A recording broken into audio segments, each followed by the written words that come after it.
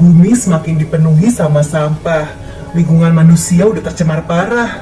Nah, makanya nih, ada satu peneliti hebat yang namanya Dr. Choi. Dia berhasil nyiptain kecoa buatan. Kecoanya tuh bisa diatur gitu. Dan tujuannya mau diprogram buat ngebantu mengurai sampah-sampah yang ada di bumi. Keren banget nih, pergerakan kecoa itu bisa diatur pakai remote yang dipegang sama Dr. Choi. Dan di hari itu, kecoa ciptaannya yang jumlahnya banyak banget bakal disebar ke berbagai negara pakai kapal. Tiba-tiba aja kapal yang mereka naikin ini terguncang hebat, hampir nabrak gunung es. Terus kelihatan nih, ada satu kecoa yang terlepas, bisa jalan-jalan bebas. Nah, untungnya ada satu perwira kapal yang bisa gercep nanganin guncangan itu, namanya Jiang He. Dan ternyata di gunung itu tuh nggak ada kehidupan, soalnya udah penuh juga sama sampah. Walau kapal mereka selamat, Dr. Choi sama sekretarisnya protes kan. Di situ Jiang He ngasih tahu kalau yang bikin kapal mereka kegoncang tadi tuh justru karena kecoa-kecoanya bereaksi sama sampah-sampah yang ada di gunung es. Karena emang kecoanya diprogram buat ngancurin sampah kan. Setelahnya di kantin, ilmuwan cupu ini ngasih tahu kalau dulu di gunung es itu banyak tinggal hewan-hewan. Sayangnya karena pemanasan global, hewan-hewan mulai hilang.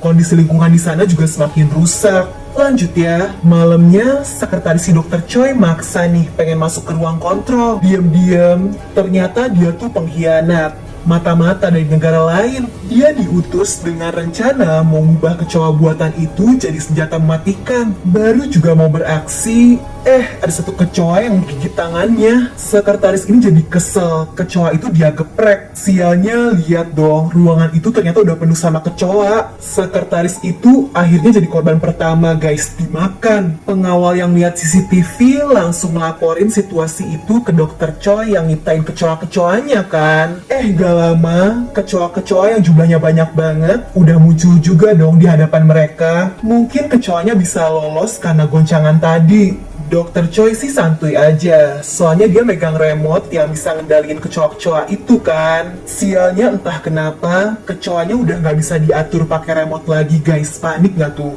Di sisi lain kapal, kecoanya ternyata udah menyebar ke semua tempat, termasuk ke kamar anaknya Jiang He nih, namanya Suan. Dia lagi asik teleponan sama pacarnya, makanya nggak nyadar ada kecoa masuk. Terus si ayah yang lihat anaknya pacaran mulu gak suka kan? Padahal sebenarnya Suan pengen pacaran karena butuh perhatian. Sementara ayahnya selalu sibuk. Pas bertengkar gini, tiba-tiba mereka nyium kok bau busuk. Dan pas dicek, di balik bantal ternyata ada banyak banget dong nih kecoanya. Di saat bersamaan, kecoanya juga nyerang ruangan lainnya guys. Keluar dari shower dong nih. Teman sekamarnya yang panik langsung buru-buru kabur. Semua orang yang ada di kapal itu berusaha nyelamatin diri dari serangan kecoa. Padahal kecoa itu kan diprogram buat ngancurin sampah. Tapi entah kenapa bisa ngancurin tubuh manusia juga. Di saat para pengawalnya pada ngelindungin, si Dr. Choi gak peduli guys. Dia nyelamatin dirinya sendiri. Jahatnya dia ngunciin si bapak pengawal bersama dengan kecoa-kecoa itu. Gak lama, kapten kapal ngasih pengumuman lewat speaker. Orang-orang yang masih selamat disuruh ngumpul di kantin kapal. Dia juga lagi berusaha nyari bantuan lewat telepon darurat. Kondisinya gawat. Orang yang masih selamat aja cuma tersisa dikit. Terus ini si ilmuwan culun, tangannya udah kegigit kecoa. Untung Jiang He gercep nolongin. Pas udah lepas, kecoa itu langsung digeprek kan. Dan gak lama, Dr. Choi juga sampai nih di ruangan itu. Dia nggak ngizinin siapapun minta bantuan dari luar. Kejadian soal kecoanya yang makan manusia harus dirahasiain. Karena kalau beritanya sampai kesebar, perusahaannya bakal hancur kan. Makanya si Dr. Choi sampai berani janji bakal ngasih bayaran miliaran ke tiap orang yang ada di situ. Asal kejadian ini jangan sampai dilaporin. Sayangnya orang-orang lainnya ya pada maulah ditawarin duit miliaran. Mereka akhirnya nggak jadi ngelapor nih. Terus Dr. Choi bilang kalau kecoa-kecoa itu bisa dikendaliin lewat mesin yang ada di ruang kontrol. Ya udah, mereka mulai nyiapin barang-barang yang dibutuhin buat ngelawan kecoa di luar. Terutama sampah. Kecoanya kan peka banget sama sampah. Jadi mereka kumpulin buat jebakan. Sialnya tanpa mereka sadari, kecoa yang tadi digeprek ternyata ngeluarin anak-anak kecoa dong. Parahnya lagi, kecoa-kecoa mini itu nyelinap masuk ke dalam kue.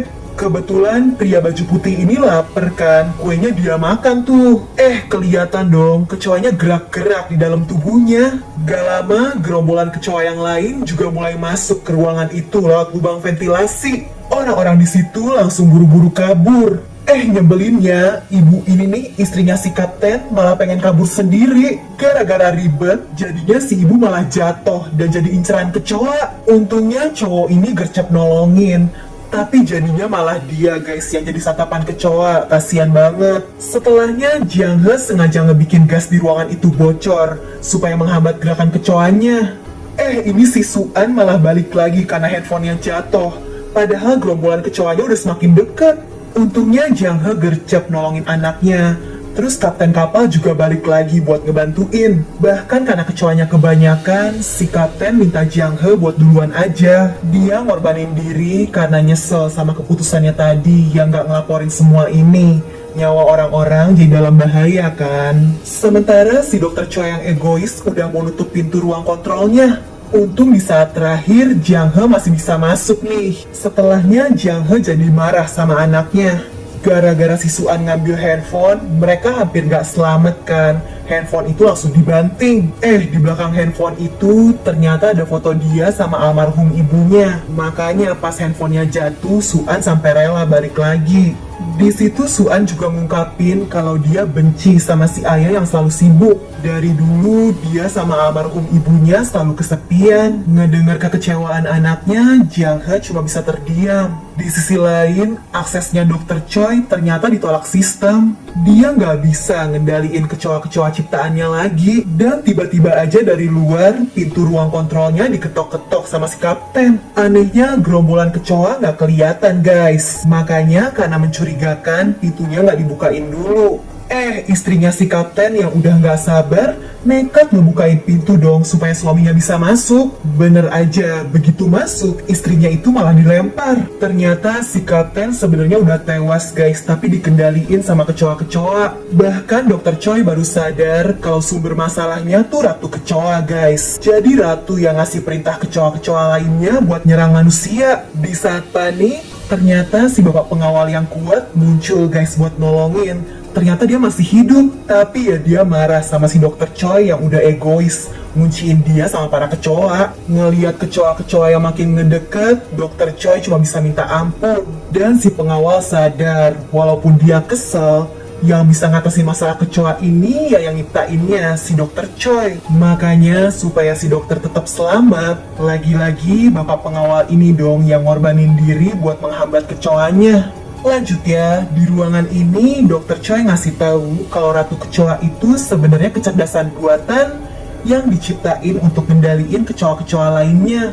Makanya kalau mau selamat, ya mereka harus kendaliin ratu kecoanya dulu. Sialnya gerombolan kecoa ganas itu udah nyebar di mana-mana. Untungnya ilmuwan culun ini dapat ide. Semua ruangan di kapal dia turunin suhunya. Jadi ternyata kecoa-kecoa bakal tidur diem gitu guys kalau ada di suhu dingin. Berhasil nih, pelan-pelan mereka menuju ke ruang server buat ngendaliin ratu kecoanya. Awalnya sih kecoa-kecoa itu pada tidur kan tuh.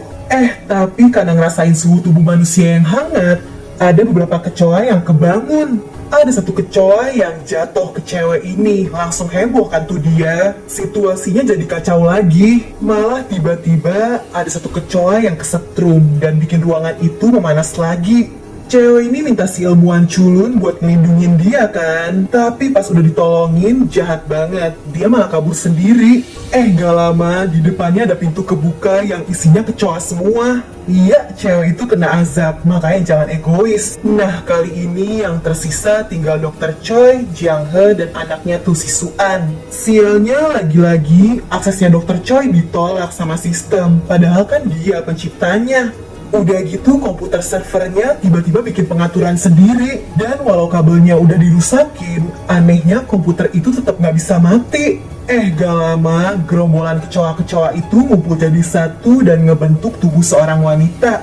Ini nih kecerdasan buatan yang disebut Ratu Kecoa yang mimpin semua kecoa itu. Di situ si Ratu ngasih tahu kalau sumber sampah di bumi ya sebenarnya manusia. Makanya supaya bisa ngatasin masalah sampah, Dia mau musnahin setengah populasi manusia yang ada di bumi. Hampir aja mereka jadi korban. Untung Jiang He gercep narik kabel dan disetrumin ke Ratu. Setelahnya mereka sembunyi nih di ruangan aman. Di situ Dr. Choi udah pasrah. Dia yang nyiptain kecoanya aja udah nggak bisa ngapa-ngapain lagi. Untung Jiang He dapet ide. Mereka bisa aja ngarahin kapalnya ke gunung es yang hampir mereka tabrak tadi. Soalnya di gunung es itu ada banyak sampah kan. Udah gitu udaranya juga dingin. Kecoa-kecoa bisa dijebak di sana. Sayangnya cuma ada satu cara guys. Berarti harus ada orang yang pergi ke ruang kendali kan buat ngarahin kapal ini.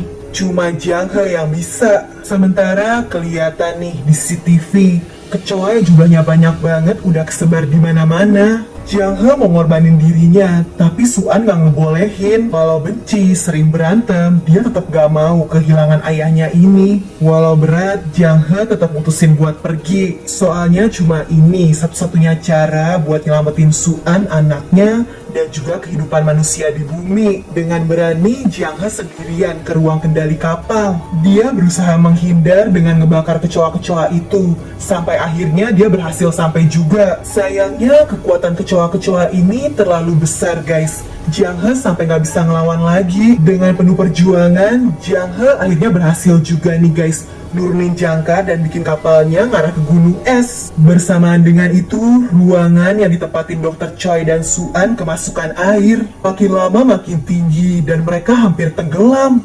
Untung di atas mereka ada lubang ventilasi yang bisa dibuka. Dan Dr. Choi ngorbanin dirinya buat nyelamatin Suan lebih dulu. Walau akhirnya dia nggak ikut naik. Soalnya dia sadar kalau musibah ini semua terjadi gara-gara ciptaannya. Dan bener aja nih guys, pas kapalnya udah deket sama gunung es, rombongan kecoa mulai nyerbu dan ngebersihin sampah-sampah yang ada di sana.